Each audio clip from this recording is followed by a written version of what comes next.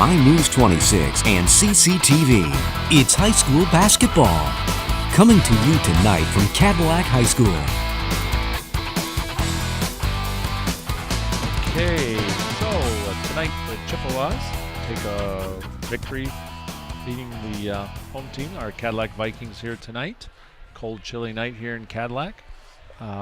Good basketball game. Yeah, it was a kind of back and forth basketball game. Manistee came out to a quick lead, and Cadillac made some adjustments and looked to push the ball up the floor a little bit and ended up taking a 2-point lead into halftime.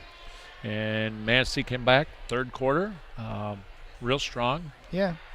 Changed up some things defensively. You know, neither team in the third quarter put much into the basket till the waning moments of the third quarter. Chippewas get a few baskets right there. Grace Chandler starts to hit some threes, and Vikings battle back a little bit, unable to close the gap all the way, and Chippewas end their 2-game losing streak and come away with victory number 3 of the season. Yep, some of the leading scorers for Manistee were Megan Wayward, ended up with about 13 points, and she had 19 rebounds, so she was kind of a force under there. And then Grace Chandler in the second half, I'm not sure she scored in the first half, if I had that right, but she hit a couple threes.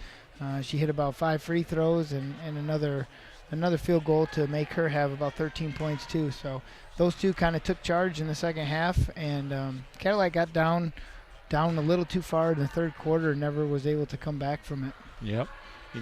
Talking to Coach Ken Cott before the game, he did mention that Chandler was definitely his best three-point shooting player on the team, and their post players, he thought, with Schaefer and Wayward, would have pretty strong games, and he was right. Yeah, and both Schaefer and Wayward were instrumental in breaking Cadillac's 2-3 zone, kind of getting the ball in the middle. I've never seen a girls team move the ball about as well as Manistee did. They did a nice job, absolutely. Their shooting, other than Grace Chandler, outside the arc was a little tough tonight. Yep, and I'm they sure struggled they'll work on that in practices. For the Vikings, another strong game from Hannah Emmington. She ends up with 14. Polis with 6. Bartman with 5 unofficially. Tough for the Vikings, losing McKenna Bryant the last few minutes of last night's practice. That just throws everything off. Yep. And for them to come into this game tonight, not knowing how things would flow out there offensively, defensively, and all the nice things that McKenna Bryant brings to the team, they got to be pretty positive with their efforts tonight. Just unable to come away with a victory. Yeah, and when she has a great game like she did against Traverse City, you hope to build on that and come back, and unfortunately she wasn't able to be on the court. But with Christmas break coming, we hope she has a quick recovery and get some ice on that ankle and be back in. We also want to mention and thank Emmeline Rosenberg and Emily Bond for coming on the pregame show here, everybody.